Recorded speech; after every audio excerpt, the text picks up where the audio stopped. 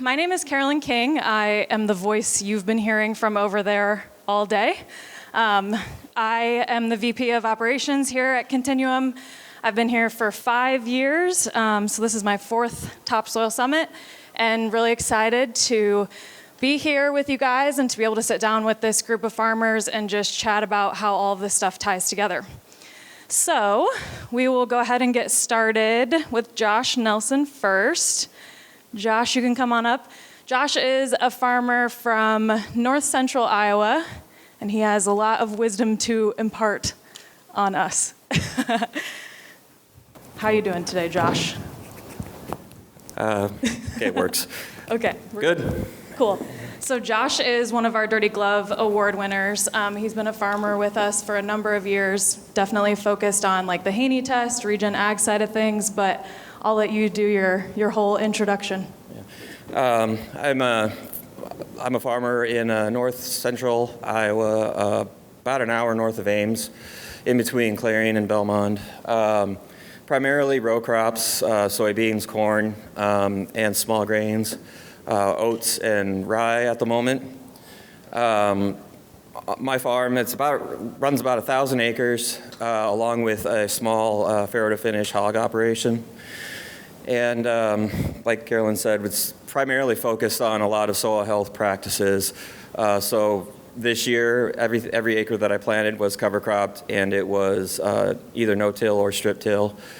Did intense soil health testing over the years to figure out what practices I need.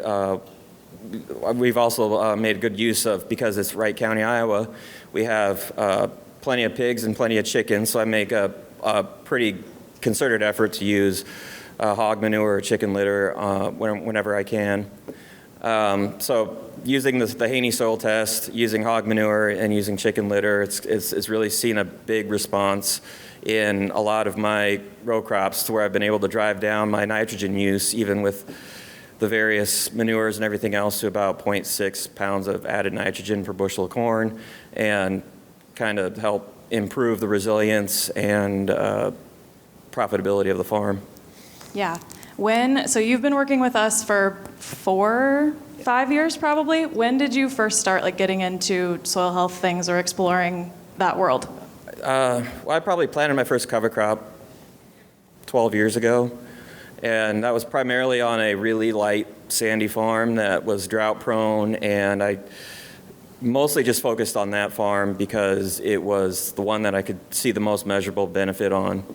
The majority of the ground that we have, we're right in the center of the Des Moines lobe, so we fight water pretty bad.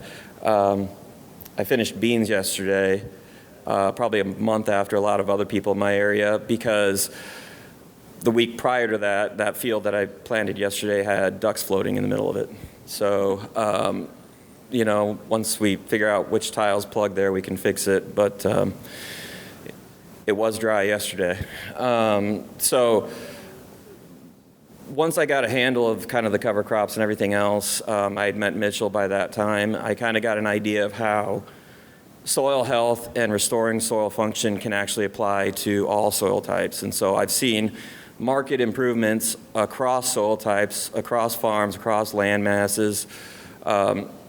Our little corner of Wright County is interesting because we're part of the Dow's Formation, which is a glacial moraine. So we'll have farms that will drown out and burn up in the same year because portions of it are heavy loam and other portions are pure sand. And, we have to pick up rocks on there, and we'd be breaking equipment, hitting rocks, and then getting stuck at the bottom of the hill. So the things that I've seen is the soils start to mellow out. We get better water infiltration, and the soil functions better because we're restoring those small water cycles. So lots of fun and interesting and good challenges. Yep. Yeah, for sure. Cool. All right. Well, thanks, Josh. We'll have you step over there, and we'll dig into monetizing some of that soil data too soon. All right. Next up, we have Matt Danner. Matt is a farmer from west central Iowa. And they've got a lot of different stuff going on with their operation. So give us the rundown. Thanks. Give it a moment. There we go. Thanks, Caroline. Good afternoon, everybody. Yeah, Matt Danner. So if you've heard of Templeton Rye Whiskey, that's us. We're over in the Carroll Lobe area, west central Iowa. We've got a pretty diverse operation, so we're corn, number 2 yellow corn for the feed mills, ethanol plants, that type of thing. Then we also raise popcorn. It varies anywhere in that 6 to 10-ish million pounds a year. If you've ever had Act 2 Orville Redenbacher, we go through the movie theater circuit from Kansas City to Minneapolis, Chicago, Denver, that type of thing is where our popcorn ends up. And then we raise a lot of value-added soybeans, either seed beans or some non-GMO, food-grade, white flake. Just kind of depends on the year where the market's at for the non-GMO beans. And then we have a small pig operation, finishing only. And we have a trucking operation for ourselves, for outside, dominantly around the aggregate space. Obviously, we use it to haul our own grain and that type of thing. And then we've got a little bit 10 degrees off center. We've got a land improvement business, contracting, excavating, demolition service that we do a lot of schools, nursing homes, houses, sow units, cattle feedlots, hotels, a lot of demolition, and site prep, that type of thing. We also crush and recycle concrete and asphalt. So I like to tell people that we're in the bacon and popcorn business, which usually covers a lot of the scope, and then we also do the recycling piece for demolition and contracting. Yeah, so you stay super busy as well. We do. We're busy 10 days a week. We don't have any issues. Yeah. That's right. Well, I'm glad you were able to make it down here and hang out with us today. So we know you've been looking into a lot of different on-farm technology and different ways to monetize data or try some different things. Can you just talk about high level? We'll dig into some of that stuff when we jump to the other side. But just high level, what's your overall take on ag tech and kind of this monetizing data space? Where do you feel like we're headed? Are you excited? Are you nervous? We've tried 500 ways that don't work and seem not to pay. Obviously, we're using the tech space. We're on my John Deere. We've done some climate things too, but we're heavy into my John Deere because most of our fleet is Deere. We've got on the trucks, the whole 9 yards. As far as taking the data and turning it into something, man, we have pushed hard or pulled on that rope, or probably pushed the rope and not pulled on it. Not found, other than obviously going into the CI space and a little bit of the carbon space, that's got some stickability, call it. Everything else has been, I go back to Farm Mobile days. We did some testing for those. I mean, just all sorts of monetization of the data that has not truly come to fruition. I mean, we got data rich, information poor. How about that? I'm here in the corner, right? I don't know if anybody's got any great thoughts or aspirations around it, but someday when we do need it, I mean, we've got it. We're teed up. Every application is digitized. Fertility, we're huge manure users, so we also broker chicken litter, turkey litter, that type of thing. Kind of the easy button. We're 200-day registered, and then we have hog manure, obviously from our own operations. So we use a lot of natural fertilizer, so that obviously helps with our CI score. But we're sure teed up for the day that maybe something comes and puts it to fruition. Yeah, for sure. Well, we really appreciate that all your data is digital and ready to go. It makes things a lot easier when it's time to hit that button and get started. Yep, So. Yep. Probably not as, I'm sure when they look at my data, they go, oh my God, this is just a disaster. But Listen, we've seen it all. We've seen it all. If Mitchell tells you that it's okay to write it on the back of an envelope and mail it to us, don't listen to him. Talk to me, and I'll tell you what kind of data we need. So, cool. All right. Thanks, Matt. All right. Next, we have John Carroll, and while he's getting up here, I'll also remind you guys, please text in any questions that you have for these three. They have a lot of experience in all kinds of different areas, so we can kind of go wherever anybody's interested here. So, all right. We've got John Carroll. John is from Illinois, but also farms in Brazil, too. So, give us the rundown on what you guys have going on. So yeah, drove up from Illinois this morning and headed to Brazil on Friday. So yeah, a fifth generation, a family farm based in Carthage, Illinois, and primarily row crops and pigs. And we've had pigs fair to finish continuously for about 100 years now on the farm. Grandpa just told me recently that you won't make much money in pigs, but you won't have much time to spend it either. So, so yeah, he just turned 95. So some words, good words of wisdom from him. 2002, I was finishing up college, expanded into Brazil, and so I went down there to start up that operation. And have lived there for 10 years, and then continue to manage that operation. So in Brazil, started much like what we were doing in the U.S., row crops. We added in then, started producing cotton, and then added livestock, so dairy and pig production. We have another business there that is farm management and farm brokerage, and then we have an ag lending business as well. So kind of oversee those operations. And we're 20 to 23 years into that now. Why Brazil? Did you just really want to learn how to speak Portuguese, or what was the motivation there? Yeah, I said it took an incredible amount of ignorance, to be able to do that. Really, it just came down to cheap. It came down to cheap land. This was 2000. This was 2002, like I said, and it was about a 10-to-1 differential between Illinois land and good Brazil land. And we knew there would be a lot that we didn't know, but it just felt like we were buying land really cheap. Yeah, and then because you farm both here in the States and in South America, can you just give us like your high-level thoughts on sustainability and how you've seen things change over the years, or maybe how it compares the two continents? Yeah, so Brazil is it's a less forgiving environment from a soil and weather standpoint. We have a lot sandier soil types than we're used to here in the Midwest. So we dry out quicker. We count on a lot of rain and frequent rains, which you generally get, but you'll also go through some you'll go through a few weeks of dry time during the rainy season. Lot of really strong sun that will just bake the soil. And when we have rains, they can come fast and hard. And so it's been pretty commonplace in Brazil for farmers to do no-till and use a lot of cover crops for quite a while. And some of that stuff was pretty foreign to us when we got there. This was happening, and people were going out and planting grass into their corn when it was about 6 inches tall. And that seemed like really wrong to us, that you'd want to go plant grass in your corn. And now we do it on every single acre we have, and it's fantastic for us.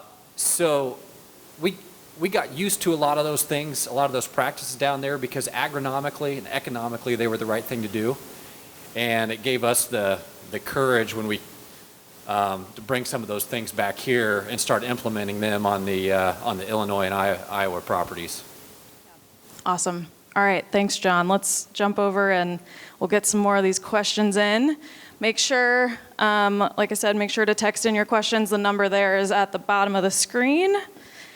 And we'll see what we can get into with these three. All right, Josh, let's go back to you first. So I want to talk a little bit about, you are a dealer with us for CI certification. Had a couple farmers that made it into the first round. We've been calling it Tranche 1, that first group. What was your take on that? What was your message to the farmers that you got signed up? How was the process for you? How you feeling now? I guess at the time it was kind of hard to tailor the message because there's so much, it's a dynamic environment. The main message we talked about was the fact that in my region, we've got 4 or 5 ethanol plants within an hour drive. So once you get your load of corn on wheels, there's a lot of different places you can go. Each one of those ethanol plants has a different verifier that they're working with, or a different data collector. So the nice part of working with Continuum was the fact that my guys could use the one score from Continuum, send their data to whichever end user ethanol plant they're going to work with, and it kind of gave them some flexibility down the line for prices, for premium payments, and so on. It wasn't actually that hard for most, for the people to go through the process. Quite a few of them actually were already collecting the data. I still deal with a handful of farmers that write everything on the back of envelopes, and it takes them half an hour to find a fertilizer receipt. But the people that, the early birds that I worked with, they were able to get through everything pretty quickly. We're still waiting, on results. We're still collecting a lot of interest in my area. I'm still getting phone calls from conservation agronomists working with different ethanol plants asking me if I know anything about this 45Z thing. So there's interest out there. But Yeah, for sure. I would like all three of you to answer this one, but Josh, we'll start with you since you kind of led into it really well. So if I'm gonna say when 45Z does happen, we're gonna manifest it here today.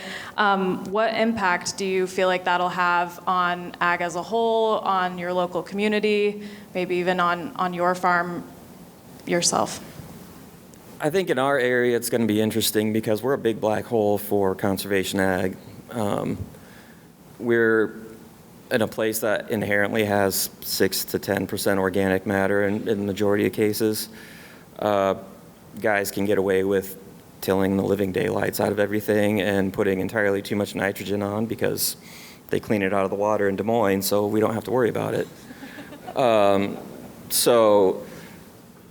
The other thing that happens is Wright County is the #1 egg layer in the United States, so we are very heavily concentrated on livestock, and I'm already seeing some sort of a shift because the amount of interest people have had in either cover crops or small grains or no-till, strip-till, and the like in the past year is more than I've had in the last 10 years. And specifically to northern Iowa, I think it would be an opportunity for us to diversify away from what is essentially an export and end user market. We had 2 feed mills being built in our area, and they told us specifically they picked north central Iowa because our basis is terrible, and they had lots of room to play the bids. And when both of those feed mills were built, it had zero impact on the basis because we are a net importer of corn, and they knew that they could just pay us whatever they want and we'd take it. Yeah, for sure. So 45Z a little bit, if when it comes, it's kind of getting to be that mythical Loch Ness monster out there. You've pitted the feed mill against the ethanol plant, and the government has chose winners or losers. I mean, who gets subsidized and who doesn't? So if they don't come with something for the livestock sector in some sort of equilibrium for the fuel side, the government, again, is picking winners and losers. So that's a dangerous place to play. Could it benefit us? Absolutely. Time will tell, between the manure we use and the cover crops and that type of thing. And it really boils down to yield. The current calculators, pick one of the 50 out there, right? It's always got to be the divisor. Well, if you get hailed off or you've got a drought and your denominator goes down, I mean, your CI score goes, through the roof. But man, you get 300 bushel corn, it's a piece of cake to get a 0, right? You've had enough widgets to devise by. So there's that piece of it, and you got the government picking winners and losers. But I'm also in the middle of 3 different ethanol plants. I mean, we got Poet like all over us, which is great, but we also have Dreyfus, and then we also have the Andersons. Well, I don't have every bin for every ethanol plant, so I sure hope when they come, it's standard, so I don't have to segregate corn of who and where it's going to the different plants and how they're going to structure and pay and who's going to play ball, who isn't, and who pays a little more premium.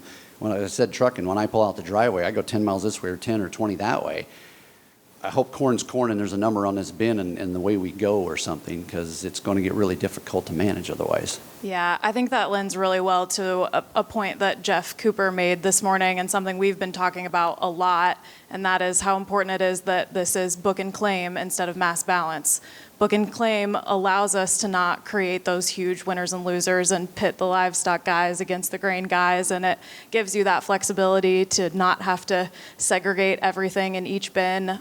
So I think that is a perfect example of why we really, really would like it to be book and claim. It cleans a lot of stuff up. So, John, what about on your side? Oh, I'd agree with a lot of what Matt said. We are a feed mill. I mean, we grind all of our own corn, soybeans on farm and feed them. And if there's nothing if there's nothing for the livestock industry, then and it's not book and claim, then right, it forces us to haul all of our corn and beans to a feed mill and then purchase high carbon intensity feedstock to feed the pigs. And that does not seem like the right direction to be pushed. Carolyn? Yeah. I just want to point out, in my area, Smithfield is piloting small grain. They're piloting programs, and Christensen Farms and Iowa Select are also interested in doing this as well with their pigs, where they want to replace portions of corn with oats or hybrid rye or some other small grain, because not only are they seeing that it's a lower feed cost, they're seeing better rates of gain, they're seeing healthier pigs, and an overall improvement to the herd health. And so currently Smithfield in Algona is taking hybrid rye. Smithfield in southwest Iowa is taking oats for their pig rations. So the opportunity there for the feed mills is that they can diversify and lower their feed costs. On top of that, there's an oat mill going in Albert Lea that is targeting human food. So if you wanted to lower your CI score for your corn, one of the best ways to do that is by increasing your diversification, because it requires less inputs. So I do think, there's an opportunity for the other livestock sectors to piggyback off this. There's a lot of uncertainty there, but from what I've been hearing from some of the big feeders in my area, they're already planning for this. Right. Yeah, which I think is good. It, leads well into just trying to do the right thing across all of these different aspects of the operation and not just, focused on one piece. So, all right, let's change gears just a little bit. John, I want to talk about R&D tax credits with you. Mitchell mentioned during his talk that we just secured a partnership with a company, and now with our Topsoil Connect farmers, we're able to try to help them get some of these R&D tax credits on the farm. I understand you've been kind of using those for a while now. What has that looked like? What kinds of projects have you used those on? Any advice or things that people need to be thinking about if they do want to go down that road? Yeah, we started, 2016 was our first year with R&D tax credits.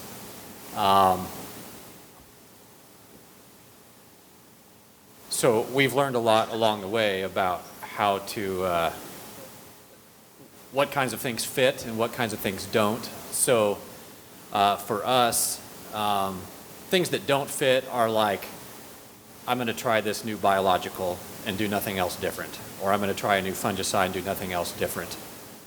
Those numbers don't add up very fast, because it's, you take it's like a 7.5% credit on that one product.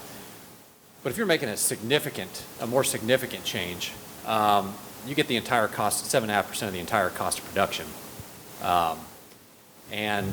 So doing R&D work on significant changes has been key. The other thing to remember is that it's there's a look back period of 3 years on what you've claimed for R&D credits. And you need to be growing every year or you don't get the credit. So the way it's kind of worked out is like you get to a point where it's going to be pretty hard to go higher again another year. So we might just not do much for a couple years, get that baseline lower again, and then go back and do some, and then hit it again.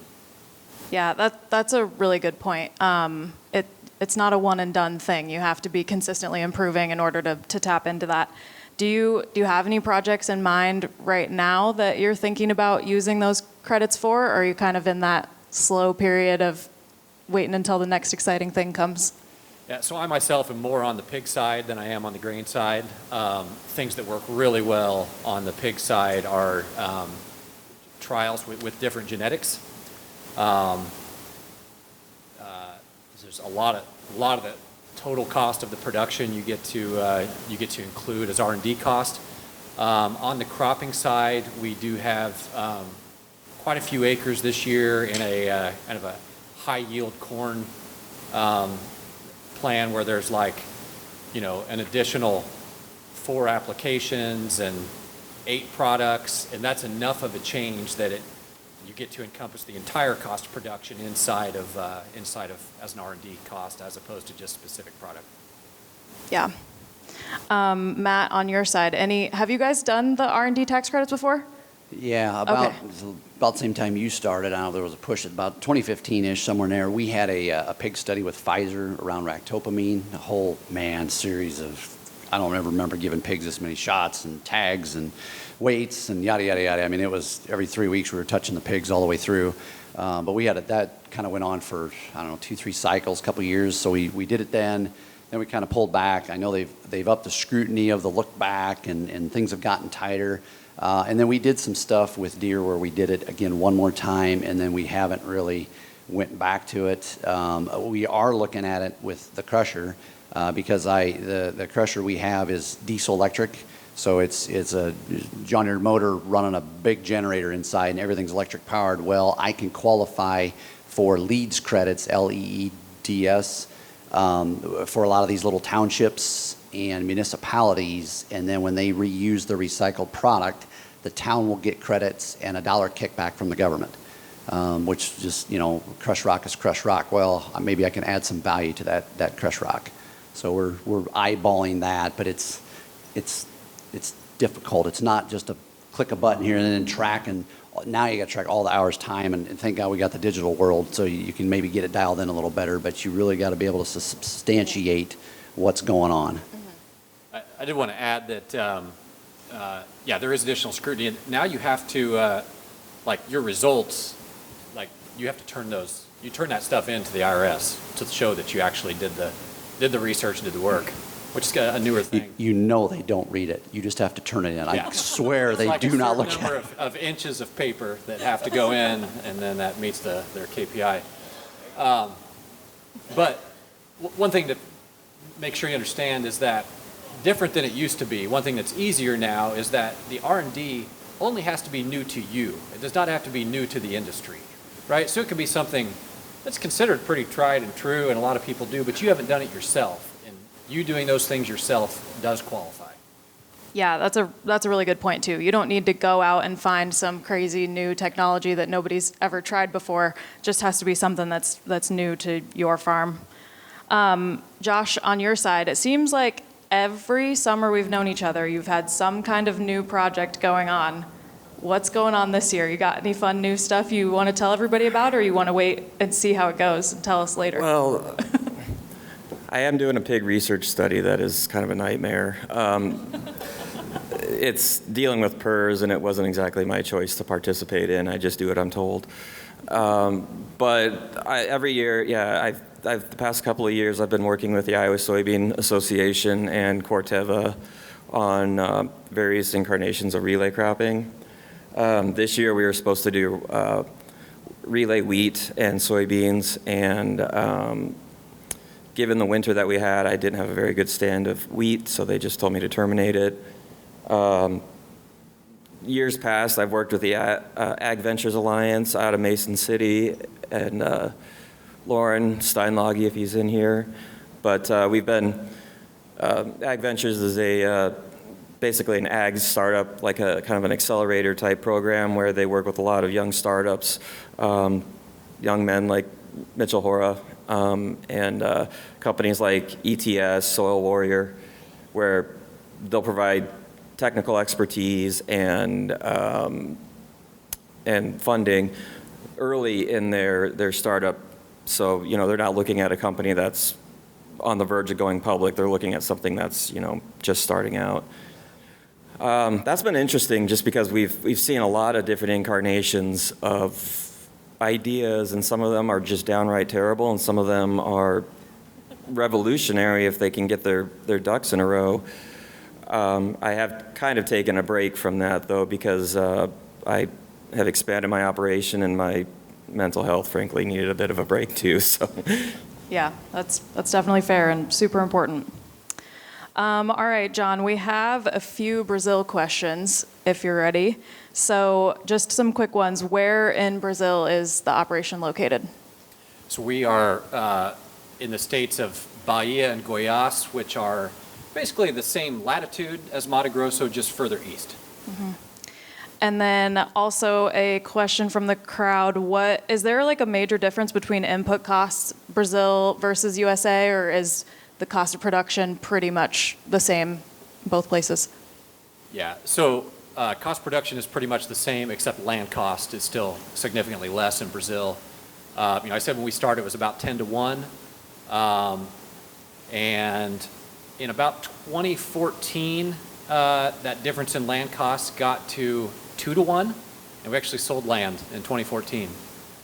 And then it kind of got back up to 5 to 1. We repurchased land in 2020, and probably sitting around 3 to 1 today. So still a lot cheaper, but as far as seed fertilizer chemical, really similar to the U.S. There are some speakers that I know you guys out there have heard before who talk about you got to use all this extra fertilizer in Brazil. It's just not the case. It's just amount of NP and K per bushel produced is very similar to what we are in the U.S. Mm-hmm. Growing corn, huh?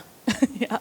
Another question from the crowd here. In the U.S., we think of Brazil agriculture as like our number one competitor, and I think that gets talked about quite a bit. Is there kind of the same sentiment in Brazil that the U.S. is the biggest competition? And do you think that that's like necessary or true, or is it just because we need somebody to pick on? I'd say that when I talk to most farmers, they see their biggest competitor as the guy next door and not Brazil. And I'd say in Brazil, yes, they see the U.S. as their biggest competitor, and they are actively collaborating with their neighbors to beat the United States. And I don't see that collaboration in general happening with their next door neighbors here. Your next door neighbors are a great source of what's going on in your area, right? I mean, that's what's really happening at field level. Yeah. And down there we have, all of our techs would have WhatsApp as the app we use down there. They would all have groups where they're talking every day, about what chemicals working, what pests they're seeing, sharing pictures, sharing ideas, and I don't see that here. Yeah. So what you're saying is that everyone should make some friends today and talk to each other about what's going on. That's right. You get a couple beers in you later, and you start opening up about what kinds of diseases you're seeing. Yep, that's perfect. Come hang out at the farm, and you'll learn all kinds of stuff, I'm sure. So, cool. Matt, back to you. You guys have all these different things going on. I mean, your hands are like in a million different places at all times. Are there some things that you guys are doing like directly outside of the farming operation that you feel like other people should be looking into? So outside of what I mentioned, we also have some investments, insurance companies, and some other things too. So everything is, call it tangential.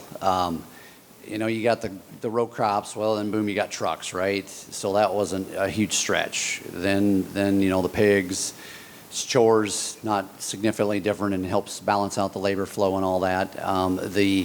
The crushing / demolition was an attempt to level out cash flow, good years, bad years. I can tell you, municipality, your little county secondary roads, whatever, the crush pile is a line item in a budget, and they have no clue that corn is $2, $10, $20.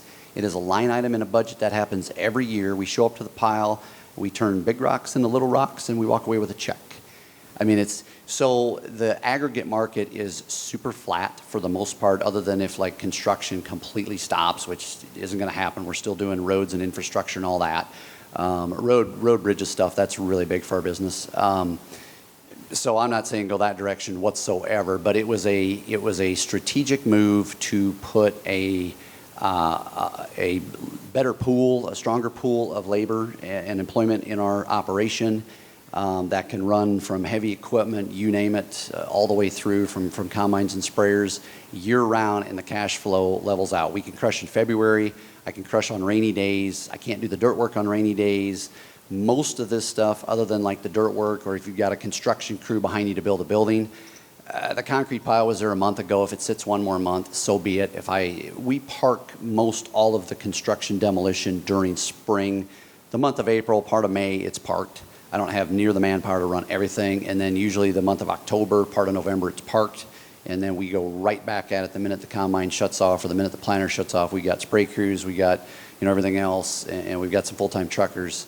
I can schedule around those for the most part. There's always a few demanding customers out there, but for the most part, that stuff, Walmart, Baumgart's parking lots, it is a line item in a budget. They absolutely don't know the price of fuel. They don't know the price of corn. They could care if your inputs went up or down. That thing is slated to get a new parking lot this year. That hotel comes down. You get into bidding though. I mean, so there's some jobs that are much easier to manage than others, and you get into some that you've now put your neck way out there. It is like committing to a crop 4 years from now, and you've got to shoot a number over the wall, and you're committed to that number, and in 200 days, you hope that thing pencils out. So there is some sleepless. We did some large hotels, and turned out great, but boy, there's some sleepless nights in there, especially on the commercial industrial side. Mm-hmm. Yeah, so lots of learning as you go too, I'm sure. And it sounds like too, I mean, we've talked like a little bit already about diversification and trying different practices or different products or whatever, but like diversification goes beyond what's just on the farm too. So, get creative, look at what's going on around you, not just directly on the farm, and figure out what else you can do and where else you can provide and help out. It was a bit on, call it the Jeff Bezos play, like we all see what's changing, what's not going to change. I mean, there's AI and there's technology coming into the crushing and the construction, but I can tell you tomorrow, there's already driverless dozers and I can watch the crusher from my phone right now. It's not going away tomorrow. There's thousands of jobs are going to go away. This ain't it. I can tell you that right now. So that a little bit of that play of what's not going to change in the immediate future, and we traveled that path just a little bit. Mm-hmm. Yeah, absolutely. Josh, on your side, changing gears just a little bit, but you hang out with us because you love soil health, and we do too, right? That's how we all ended up here.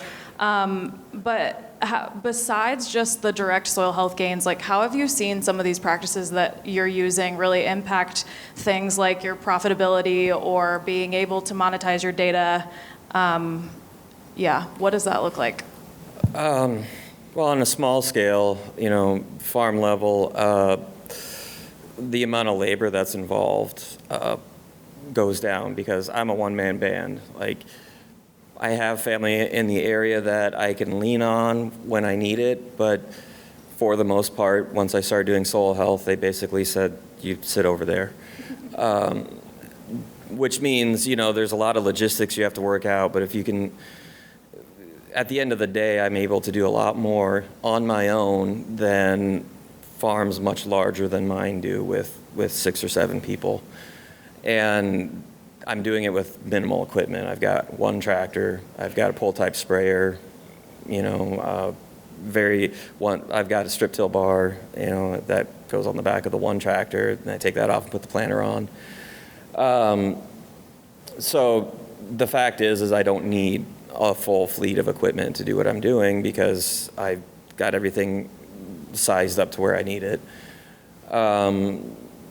I have been actively scaling back on inputs, so my seeding rates are down, my chemical use is down, my fertilizer rates are down, and I'm still maintaining yield or profitability. I mean, I think there needs to be more of a focus on what your overall return on investment is when you're talking about an acre of crop ground versus your actual yield, because last year, the number of times that I had to explain how 1 acre of cereal rye made more money than corn did, and to countless people, and when you walk them through the math, you can see the wheels turning, but then they kind of stop at the believability point because they're just convinced in my area, if it's not 250 bushel corn at $1,000 an acre of input costs, then you're losing money. Yeah, that leads really well into what advice do you have for your neighbors or maybe people who are just looking to get into some of these soil health practices? Like any tips from somebody who's done this for a while on what you should or definitely should not do? Keep it simple, like just the KISS. I think I've taken a lot of advice. I've talked to a lot of people over the years on how to do these things, and I've done a lot of really dumb things. I'm willing to tell everybody all the dumb things that I've done, and Carolyn's seen most of them. But the one thing that I've learned over time is that it's good to step out of your comfort zone, but don't overcomplicate things, because what we're doing as farmers is already insanely complicated. And that small victories build on themselves. And so, there's a lot of times where we can focus on the disasters. Last year we got like 30 inches of rain in the month of May, and I had fields that if I could have replanted them, I probably could have gotten in there in the last week of July, but it took that long to dry out. And, that corn was terrible, but there's still lessons to take away from the things that I did right in those fields. And in the places where things worked, I had the best yield out of anybody in my family's operation. I was just told that I had good corn. Nobody else said anything else, about that. But that's about as high praise as you get in North Iowa. But yeah, it's just I think the really big thing is to keep it simple, especially when times are tight. You don't go trying to reinvent your whole operation. You figure out if you can cut a tillage pass, if you can cut back a rate, if you can do tissue tests and figure out what a better rate for your corn is. Those are really simple things that aren't going to cost a ton of money. And then if you have the right resources, the right people, they can tell you how to interpret these things. Never be afraid to ask questions. Your neighbors might not always tell you what you're doing, but if you find somebody 40 miles down the road, they might feel less threatened and tell you an honest answer. Yeah, somebody will talk to you. You just got to ask enough people. Cool. All right, well, Can I piggyback off of that? Yeah, go ahead. So we've got a neighbor, lady, 2.5, 3 acres, whatever's there. It's pretty small. She's got a combination of seed, specialty, I don't know what it is, call it buckwheat or flowers, and they got sunflower. She's netting 5,000 plus an acre in cash. I mean, I got to do a lot of chasing. She doesn't have a 600 horsepower tractor parked in the damn shed all year, this, that, and combines.